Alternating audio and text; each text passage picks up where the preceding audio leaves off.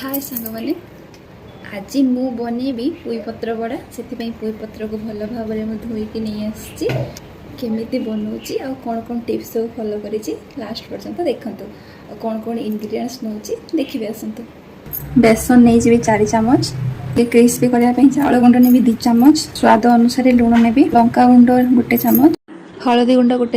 चामच जीरा गुंड तापर पानी देकी भल भाव फेंटी देवी एमती तार कंसिस्टेंसी रही आलू को मुझे भल भाव कषि देती पियाज अदा रसुण जीरा गुंड लंका गुंड हलदी गुंड देकी भल भाव नहीं आसी मुझे दलिकी मैश कर दूसरी केमी सब दूसरी ता भर देखी दिंतु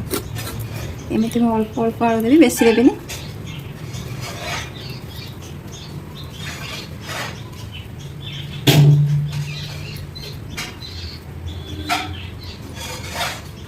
ये मुंडटा अच्छी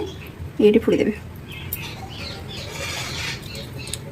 होगला यहाँ थापी देवी आलूटा भितर पूरे देवे